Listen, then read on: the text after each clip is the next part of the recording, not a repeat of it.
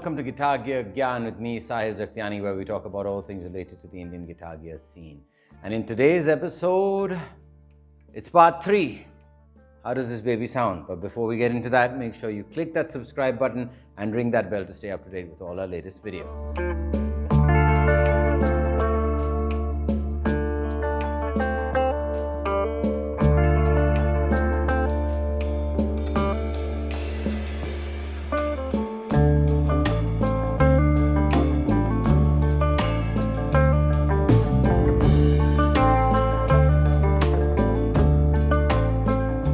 Okay, it's modded, ready for playing.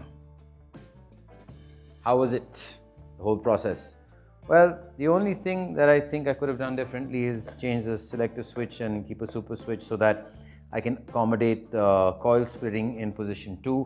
But other than that, to be honest with you, it's the way most budget guitars are wired, so I didn't want to mess around too much with that, so I just left it the way it was. But it does have the option to coil split, so that is something you can look into yourselves if you feel like it. For me, it does make a difference, but not so much so that I would need to do this for a budget instrument. Okay, the rest of it's stock. I've only changed the strings because I've had this guitar for a while. Hardware is perfect, the setup is still excellent, everything plays really, really well. Now, how does it sound? I could have done a comparison video with the before and the after, sounds, but I thought, let's not do that. It deserves its own review. When we first got these pickups in part 1, if you haven't seen that, go check it out at the card above.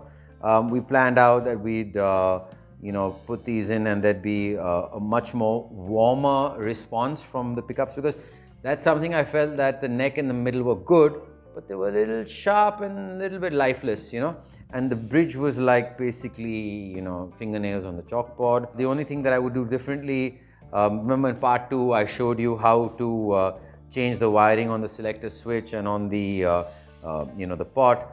Yeah, I did tape the serial wires, should have split them in position 2, but we'll probably need another selector switch, and I was like, let's just keep it as simple as possible. If somebody's watching this video and they want to upgrade their pickups, they should be able to do it with the least amount of fuss.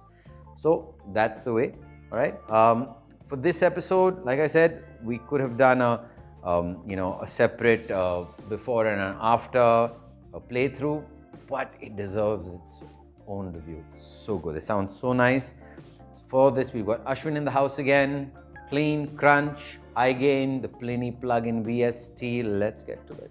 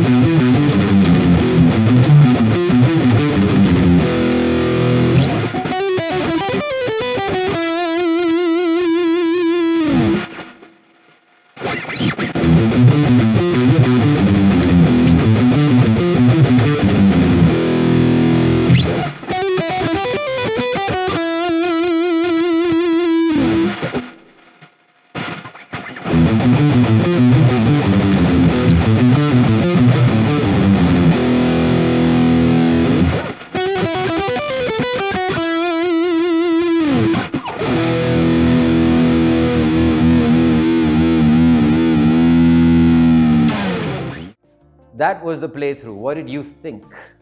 Is it worth the mod? 10,200 bucks plus 6,900 bucks, 17,100. I'm good at maths. Maths is good. It's not so hard. 1,000 bucks extra for the strings because these are coated.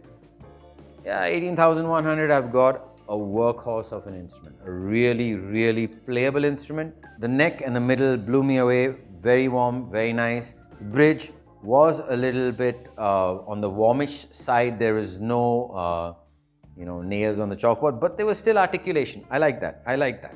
Even in the high gain, I could still hear the articulation of the notes. So that was good. That was a good thing. So all in all, for me, at just 6,900 bucks extra, which is less than what I'd pay for a single Sir pickup, a single coil Sir pickup. I mean, it's a no-brainer. Just put them on your guitars. If you have an HSS setup, and if you want a more metal-sounding bridge, go for the high-gain ceramic magnet pickup instead of the Alnico one. The choice is yours. I really love these two, and if you're looking for hotter pickups, then they have an option also for that. Again, like I said, Procraft sent these pickups out to me, but I'm under no obligation to give a favorable review. But at 6,900 bucks, you're getting a pretty good set of pickups. So I'm going to be honest with you, I think it's a fantastic upgrade.